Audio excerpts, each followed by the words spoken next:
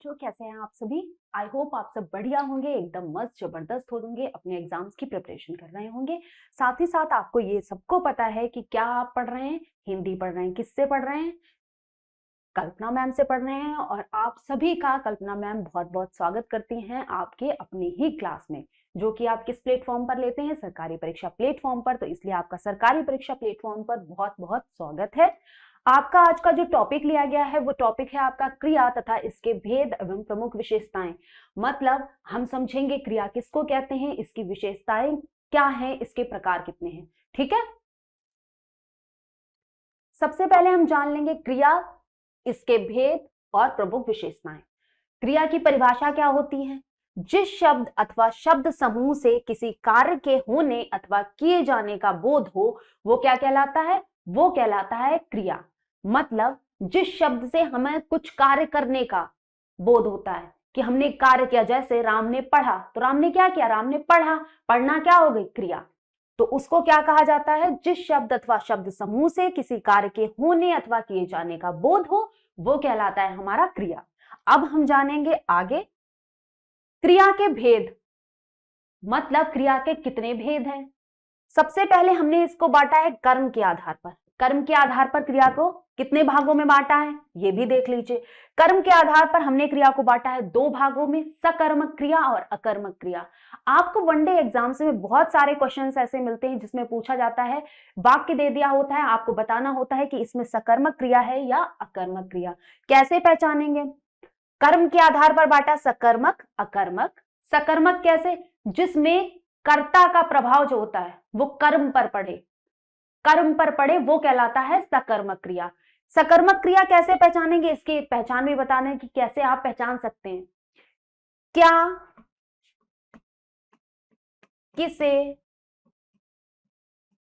किसको, जैसे प्रश्न पूछो, अगर उत्तर मिल जाता है तो वहां क्या होगा? सकर्मक क्रिया। अगर क्या, किसे, किसको लगाने से आपको उत्तर नहीं मिल रहा है तो वहां पर होता है अकर्मक क्रिया। वहां पर क्या होगा? अकर्मक क्रिया। फिर हम बात करते हैं रचना दृष्टि के आधार पर।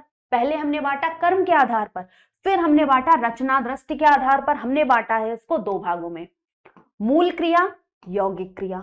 मूल क्रिया क्या होती है? जो मूल धातु में प्रत्यय लगाने से बनती है वो कहलाती है हमारी मूल क्रिया। जो धातु में प्रत्यय लगाकर बनती है उसको हम क्या कहते हैं? यौगिक क्रिया। इसको फिर हमने तीसरे भाग में बांटा अर्थ की पूर्णता के आधार पर, जिसमें कहा गया पूर्ण क्रिया और अपूर्ण क्रिया। मतलब जिसमें पूर्ण क्रिया बोली जाए वहां पर आपकी पूर्ण क्रिया, जिसमें क्रिया का अपूर्ण रूप पाया जाता है वहां आपकी अपूर्ण क्रिया। ठीक है, समझ गए होंगे आप। पूर्ण क्रिया और अपूर्ण क्रिया, इसमें मूल क्रिया, यौगिक क्रिया, सकर्मक क्रिया, अकर्मक क्रिया, तीन भागों में बांटा। पहले हमने जान लिया क्रिया क्या होता है, जिससे हमें किसी कार्य के होने का बोध हो वहां कहलाता है हमारी क्रिया। अब क्रिया को हमने तीन भागों में बांटा। कौन से तीन भाग?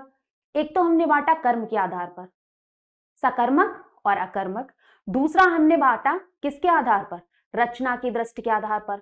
इसके हुए हमारे मूल क्रिया, दूसरा हुआ हमारा यौगिक क्रिया। तीसरा हमने इसको बांटा अर्थ की पूर्णता के आधार पर। अर्थ की पूर्णता के आधार पर हमने बांटा इसको भी दो भागों में, पूर्ण क्रिया और अपूर्ण क्रिया। ठीक है, आई होप आप सभी समझ गए होंगे कि इसमें क्या होता है। अब ये पूरा अच्छे से समझेंगे हमें। मूल क्रिया जो हमने रचना दृष्टि के आधार पर दो भागों में बांटा था, अब इसको हम अच्छे से समझेंगे। रचना दृष्टि के आधार पर क्रिया के भेद, एक हमने मूल क्रिया, यौगिक क्रिया। मूल क्रिया क्या है? जो धातु से बनती है।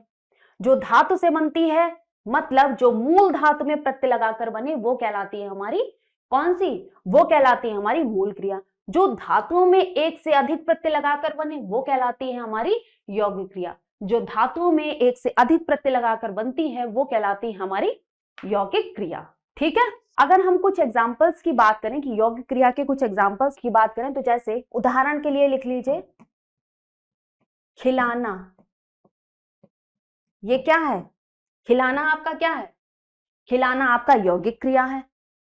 दूसरा हम जैसे पीना पिलाना, पीना पिलाना, एक से अधिक प्रत्यय, ये क्या है? आपकी यौगिक क्रिया है। जो मूल धातु में प्रत्यय लगाकर बने वो क्या कहलाती है? हमारी मूल क्रिया कहलाती है। जैसे अगर उदाहरण की बात करें देखा, ये क्या है आपकी मूल क्रिया। देखा, खाऊं, खाया, ये आपकी हो गई मूल क्रिया। अब कर्म के आधार पर हमने बांटा सकर्मक क्रिया, अकर्मक क्रिया। जहां कर्ता पर कर्म का प्रभाव पड़े वहां क्या होगा, वहां होता है आपका सकर्मक क्रिया। जहां पर कर्ता का प्रभाव कर्म पर ना पड़े वहां पर होता है अकर्मक क्रिया। सकर्मक क्रिया मतलब कौन सी, इसे हम पहचानेंगे कैसे, अभी हमने आपको बताया। इसको हम पहचानेंगे क्या, किसे, किसको, ये तीनों शब्द लगाकर प्रश्न करो। अगर उत्तर मिल जाता है तो है सकर्मक क्रिया, अगर उत्तर नहीं मिलता है, उत्तर मिले तो है आपका सकर्मक क्रिया, उत्तर ना मिले तो है आपका अकर्मक क्रिया। द्विकर्मक क्रिया कौन सा होता है, जहां पर दो कर्म पाए जाते हैं। जैसे राम ने श्याम को किताब दी, यहां पर क्या हुआ, यहां पर क्या हुआ, दो कर्मक, द्विकर्मक क्रिया है ये। कौन सी क्रिया है, ये है द्विकर्मक क्रिया। क्यों है द्विकर्मक क्रिया बताइए। यहां पर राम ने किसको दी, श्याम को दी, क्या दी, पुस्तक दी, तो ये हो गई आपकी द्विकर्मक क्रिया। जैसे उदाहरण लिख दें इसका,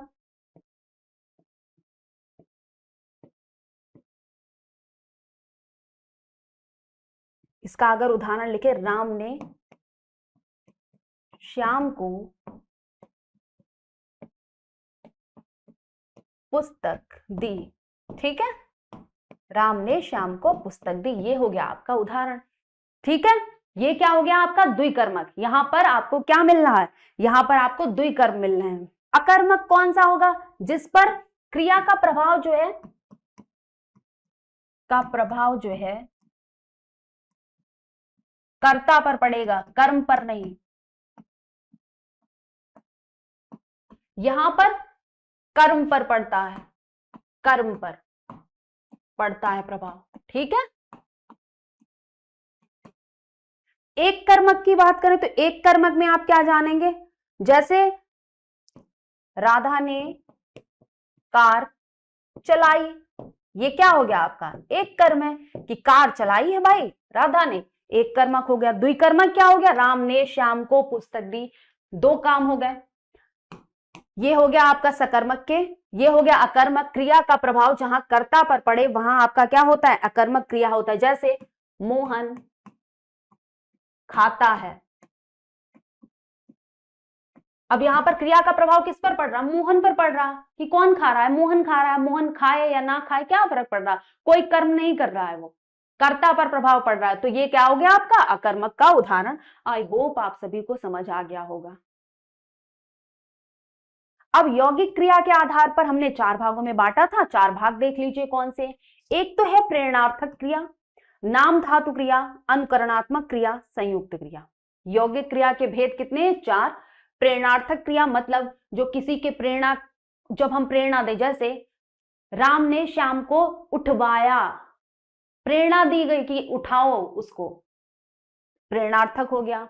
नाम धातु मतलब संज्ञा, सर्वनाम, विशेषण आदि में प्रत्यय लगाकर जो बनते हैं वो आपके कहलाते हैं कौन सी, नाम धातु क्रियाएं। संयुक्त क्रिया जब दो क्रियाएं एक साथ होती हैं तब वो आपकी संयुक्त क्रिया। अनुकरणात्मक क्रियाएं जिनको अनुकरण करने वाली जो क्रियाएं होती हैं वो आपके अनुकरणात्मक क्रियाएं कहलाती हैं। अब हम आ जाते हैं प्रश्न पे, क्योंकि भाई प्रैक्टिस करना बहुत जरूरी है, बिना प्रैक्टिस के तो पढ़ाई ही बेकार है। अकर्मक क्रिया वह होती है जिसका कर्ता नहीं होता, जिस क्रिया के कर्म की आवश्यकता नहीं होती, जिसका फल कर्म पर पड़ता है या उपयुक्त में से कोई नहीं। आपको अभी बताया है कर्म के आधार पर दो भागों में बांटा गया है, सकर्मक अकर्मक। अकर्मक में क्रिया का प्रभाव कर्ता पर पड़ता है ना कि कर्म पर, जिस क्रिया के कर्म की आवश्यकता नहीं होती वो कहलाता है आपका अकर्मक क्रिया। ठीक है, ऑप्शन बी आपका बिल्कुल करेक्ट है। काल के आधार पर क्रिया के कितने भेद किए गए हैं, काल के आधार पर हम क्रिया को कितने भागों में बांटेंगे ये भी बता दीजिए। तो आप सभी को पता है कि हम तीन भागों में बांटा है, और तीन भाग कौन से हैं, भूतकालिक,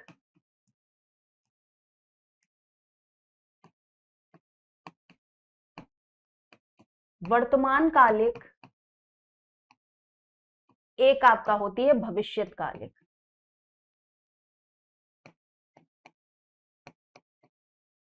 ठीक है, 3 क्रिया हो गई, 1 2 3।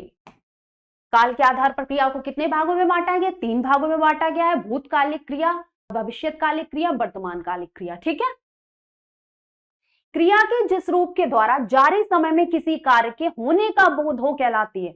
मतलब जो समय चल रहा है उसमें कोई क्रिया हो रही है, जैसे कल्पना पढ़ा रही है, अब ये क्रिया जो हो रही है पढ़ा रही है, वर्तमान में हो रही है, मत कंटिन्यू, अभी पढ़ा रही है ना, पढ़ा चुकी है नहीं, पढ़ाएगी भी नहीं, पढ़ा रही है, तो ये क्या हो गया? भूतकालिक क्रिया, भविष्यकालिक क्रिया, वर्तमानकालिक क्रिया, या कोई नहीं? आप सभी समझदार हैं, ये हमारा हो जाएगा वर्तमानकालिक क्रिया, क्योंकि वर्तमान में मैम पढ़ा रही है, तो वर्तमान की बात हुई ना। मैम कल पढ़ा रही थी, भूतकालिक क्रिया, मैम कल पढ़ाएगी, भविष्यकालिक क्रिया। ठीक है, 2 या 2 से अधिक क्रियाओं के मेल क्या कहलाते हैं? बताइए, 2 या 2 से अधिक क्रियाओं का जो मेल होता है उनको क्या कहते हैं? संयुक्त क्रिया, नाम धातु क्रिया, ए व बी दोनों, इनमें से कोई नहीं। आप सभी को पता है कि संयुक्त क्रिया है ना, 2 या 2 से अधिक क्रियाओं का मेल हुआ है, जोड़ मतलब मेल किया गया है, जोड़ा गया है, संयुक्त किया गया, तो संयुक्त क्रिया होगी। ठीक है, कौन सी क्रिया होगी? संयुक्त क्रिया होगी। गाय मीठा दूध देती है वाक्य में क्रिया है, अब इसमें क्रिया कौन सी बताइए? संभाव्य वर्तमान काल, सामान्य वर्तमान काल, संदिग्ध वर्तमान काल, या अपूर्ण वर्तमान काल? कौन सा यहां पर क्रिया का रूप है वाक्य में? बताइए। गाय मीठा दूध देती है, देती है, देती थी नहीं ना, देती होगी। सामान्य वर्तमान काल है या संदिग्ध वर्तमान काल है? भाई सामान्य वर्तमान काल है। सिंपल प्रेजेंट इंडेफिनिट टेंस समझ लीजिए इसको, ता है, ती है, ते है, आ गया आपका सामान्य वर्तमान काल। ठीक है, जब कर्ता अपनी पहली क्रिया पूरी करके दूसरी क्रिया करता है तो पहली क्रिया संपन्न क्रिया को क्या कहते हैं? कृदंत क्रिया, प्रेरणार्थक क्रिया, पूर्वकालिक क्रिया, या इनमें से कोई नहीं? जब कोई एक काम कर ले फिर दूसरा काम शुरू करे तो आपका क्या कहलाएगा? यही पूछा गया आपका, एक क्रिया पूरी करके दूसरी क्रिया करता है, ये आप सभी को पता है पूर्वकालिक क्रिया है। मतलब जैसे हम बोला जाए कि राम खेलने के बाद सोने के लिए चला गया, राम खेलने के बाद सोने चला गया। अब इसमें देखिए पूर्व एक क्रिया संपन्न हुई, पहले वो उसने खेल लिया, उसके बाद वो दूसरी क्रिया करने गया, सोने गया, मतलब एक क्रिया खत्म हुई फिर दूसरी शुरू हुई, तो आपका ये होता है पूर्वकालिक क्रिया। कौन सा? पूर्वकालिक क्रिया का उदाहरण। रामेंद्र तुम लेख लिखो वाक्य में क्रिया कौन सी है? संभाव्य वर्तमान काल, आज्ञार्थक वर्तमान काल, संदिग्ध वर्तमान काल, या अपूर्ण वर्तमान काल? रामेंद्र तुम लेख लिखो, अब इसमें आपको क्या लग रहा है कौन सी क्रिया कराई जा रही है? इसमें आपको कौन सी क्रिया कराई जा रही है? संभाव्य वर्तमान काल? नहीं भाई, संदिग्ध वर्तमान काल ये भी नहीं, अपूर्ण ये भी नहीं, लेकिन आज्ञार्थक वर्तमान काल इसे कहेंगे क्योंकि हम यहां पर आज्ञा का बोध हो रहा। रामेंद्र तुम पत्र लिखो, अब रामेंद्र की अपनी मर्जी होगी लिखेगा, नहीं मर्जी होगी नहीं लिखेगा, लेकिन यहां पर आज्ञा दी जा रही कि रामेंद्र तुम पत्र लिखो। ठीक है, वह खेल कर सो गया, वह किस क्रिया का है? प्रेरणार्थक क्रिया का, कृदंत क्रिया का, पूर्वकालिक क्रिया का? इनमें से कोई नहीं। अभी उदाहरण मैंने समझाया था वही सेम उदाहरण है, आप सभी जल्दी से इसका आंसर कर देंगे। और आप सभी को पता है ये प्रेरणार्थक क्रिया नहीं है, कृदंत क्रिया नहीं है, ये पूर्वकालिक क्रिया है। क्यों पूर्वकालिक क्रिया है? बा खेल कर, पहले उसने खेल लिया फिर वो सोया, मतलब एक क्रिया करने के बाद, पूरी करने के बाद फिर दूसरी क्रिया उसने की है, तो ये हो गया आपका पूर्वकालिक क्रिया का उदाहरण। मोहन ने पत्र लिखा होगा, मोहन ने पत्र लिखा होगा, वाक्य में काल है, कौन सा काल है? हेतु हेतुमत भूतकाल, आसन्न भूतकाल, संदिग्ध भूतकाल, या पूर्ण भूतकाल? इसमें अगर हम बात करें तो ये किस भूतकाल के बारे में बताया गया है? मोहन ने पत्र लिखा होगा, ये किसके बारे में बात की गई? संदिग्ध भूतकाल है कि पत्र लिखा होगा, उसकी मर्जी हुई होगी तब लिखा होगा, नहीं लिखा होगा पता नहीं है, कंफर्म नहीं है, संदिग्ध भूतकाल है। ठीक है, तो आपका यहां पर सी वाला ऑप्शन करेक्ट है। वह लगातार इतनी मेहनत करे तो विद्वान ही हो जाएगा, वाक्य में क्रिया है। वह लगातार इतनी मेहनत करे तो विद्वान ही हो जाएगा। संभाव्य भविष्यत काल, हेतु हेतुमत भविष्यत काल, सामान्य भविष्यत काल, या आज्ञार्थक भविष्यत काल? किस भविष्यत काल के बारे में बताया गया है। यहाँ पर चारों ऑप्शन दिए हैं, आपको कौन सा ऑप्शन सही लग रहा है आप बताइए। ये है आपका हेतु हेतुमत भविष्यत काल। कौन सा? हेतु हेतुमत भविष्यत काल, कि ऐसा करे तो वैसा होगा, तो ये आ जाता है हेतु हेतुमत भविष्यत काल में। क्रिया सामान्यतया वाक्य में काम करती है, उद्देश्य का, विधेय का, अव्यय का, सभी का। क्रिया कैसा कार्य करती है किसी वाक्य में बताइए। क्रिया कैसा कार्य करती है आपसे ये पूछा गया है। क्रिया सामान्यतः वाक्य में उद्देश्य का कार्य करती है, विधेय का कार्य करती है, अव्यय का या सभी का? सभी का नहीं करती है, ये विधेय का कार्य करती है। किसका कार्य करती है? विधेय का कार्य करती है। तो ऑप्शन बी आपका यहां पर करेक्ट होगा। निम्नलिखित वाक्यों में से कौन सी क्रिया अनुकरणात्मक नहीं है? अनुकरण करने वाली कौन सी क्रिया नहीं है? झुठलाना, मिमियाना, हिनहिनाना, फड़फड़ाना। कौन सी ऐसी क्रिया है जो अनुकरणात्मक क्रिया नहीं है? बताइए, इन चारों में से कौन सी ऐसी क्रिया है? आप सब जानते हैं जो झुठलाना है आपका, ये आपकी अनुकरणात्मक क्रिया नहीं है। बाकी मिमियाना, हिनहिनाना, फड़फड़ाना ये आपकी अनुकरणात्मक क्रिया है। आप वहां किसी से ना मिलिएगा वाक्य में क्रिया है। आप वहां किसी से ना मिलिएगा संभाव्य भविष्यत काल है, सामान्य भविष्यत काल है, या हेतु हेतुमत भविष्यत काल है, या आज्ञार्थक भविष्यत काल है? बताइए कौन सा भविष्यत काल के बारे में यहाँ बात की गई है। यहाँ संभावना दिखाई दे रही है, आप वहां किसी से ना मिलिएगा। भाई इसमें संभावना नहीं है, ना सामान्य है, ना हेतु हेतुमत की वहां मिलना तो ऐसा होगा, ऐसा भी कुछ नहीं बताई। ये आज्ञार्थक भविष्यत काल है कि आप वहां किसी से ना मिलिएगा, ये आज्ञा दी जा रही है। तो आपका ये क्या होगा? डी वाला ऑप्शन आपका करेक्ट होगा। जो क्रिया कर्म का बोध नहीं कराती उसे कहते हैं, जो क्रिया कर्म का बोध ना कराए उसको हम क्या कहेंगे? संयुक्त क्रिया, सकर्मक क्रिया या अकर्मक क्रिया। जो क्रिया कर्म का बोध ना कराए, जो क्रिया कर्म का बोध कराती है वो तो होती है हमारी सकर्मक क्रिया। जो क्रिया कर्म का बोध कराती है, जो कर्म का बोध ना कराए वो हमारी कहलाती है अकर्मक क्रिया। वो क्रिया कहलाती है अकर्मक क्रिया जहां हमें कर्म का बोध नहीं होता। शायद पिताजी आए वाक्य में क्रिया है, कौन सी है? संभाव्य भविष्यत काल, सामान्य भविष्यत काल, हेतु हेतुमत भविष्यत काल, या आपका आज्ञार्थक भविष्यत काल।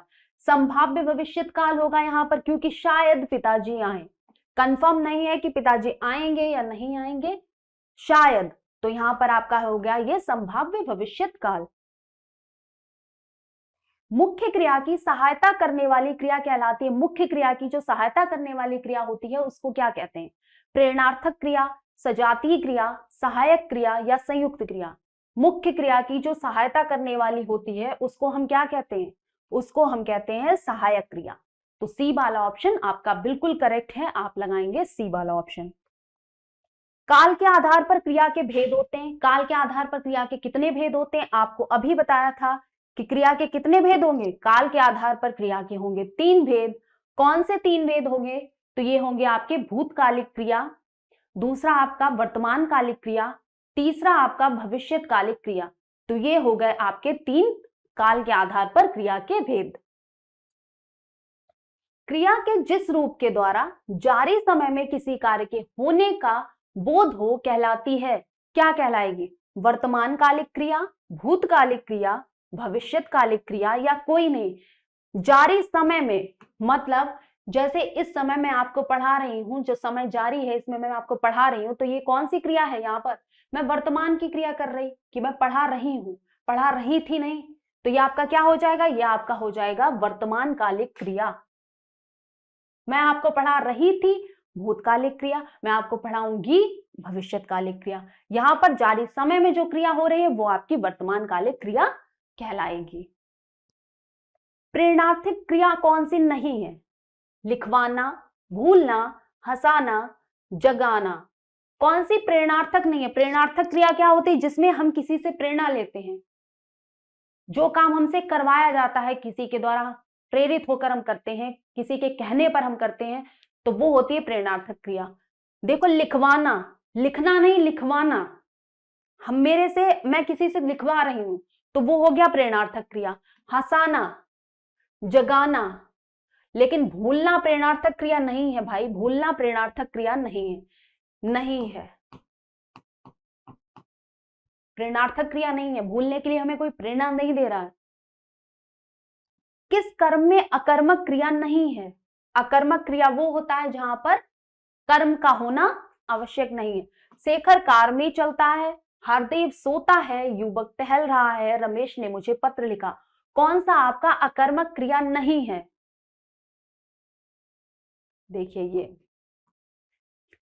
क्या लिखा, पत्र लिखा, किसे लिखा, मुझे लिखा, तो ये आपका क्या हो गया, अकर्मक क्रिया नहीं है, ये सकर्मक क्रिया है। सकर्मक, इसमें कर्म है, बाकी आपकी सभी अकर्मक क्रिया के उदाहरण हैं। इनमें से किस वाक्य में भाववाच्य का प्रयोग हुआ है? 3 वाच्य होते हैं, कर्तृवाच्य, कर्मवाच्य, भाववाच्य। मोहन के द्वारा कपड़ा सिया जाता है, सीता ने खाना बनाया, उससे धूप में चला नहीं जाता, बालक पुस्तक पढ़ रहा है। यहां पर अगर हम बात करें तो भाव कहां पर झलक रहा है? उससे धूप में चला नहीं जाता, मतलब नहीं चलने का भाव प्रकट हो रहा है उसका, तो ये आपका हो गया सी वाला ऑप्शन बिल्कुल करेक्ट। और यहां पर पूछा गया है भाववाच्य का प्रयोग हुआ है, तो ऑप्शन सी में आपके भाववाच्य का प्रयोग हुआ है। सकर्मक क्रिया कौन सी है? कौन सी आपकी सकर्मक क्रिया है?